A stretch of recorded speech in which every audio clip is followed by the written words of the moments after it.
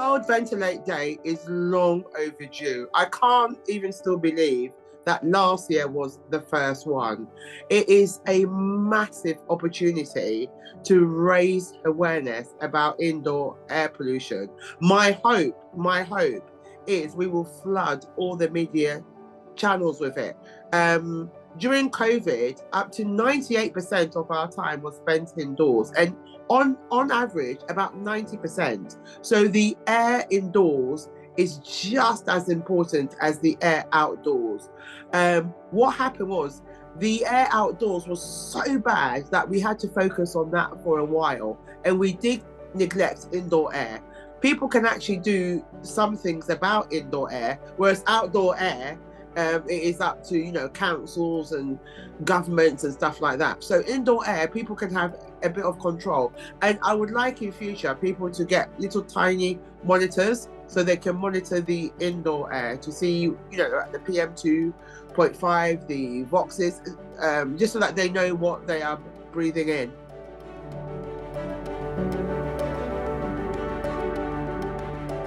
We're heading towards a general election next year, and there's so much that needs to be done, but it is not being done and it's being neglected. But also, I have got to state the state of housing.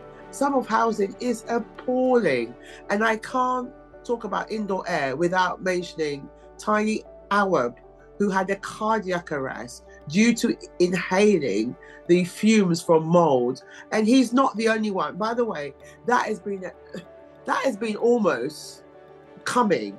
And unfortunately, unless we do something about it, it's not going to be the last one. And that's another reason why we're desperate to get Heller's Law passed, because nobody is really responsible for these things. Mold and damp are killing people inside their houses. I have seen some appalling houses, state of houses, on my TV screen. They're not even fit for human habitation.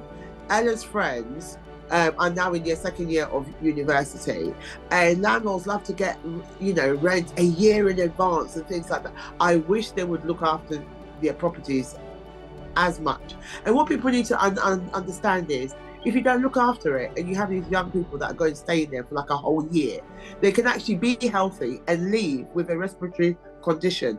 It is that. I think mold and damp, we need to do something about that. So that's my answer on that one. My tip today would 100% be, and it's not because I'm sounding like some nagging old person, will be not to burn wood. Definitely no burning inside.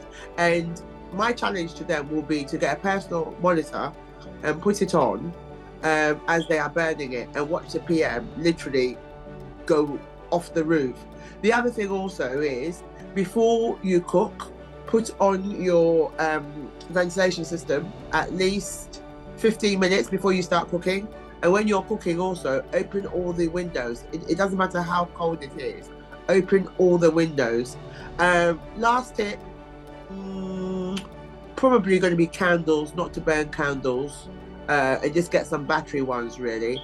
And happy Ventilation Day, everyone.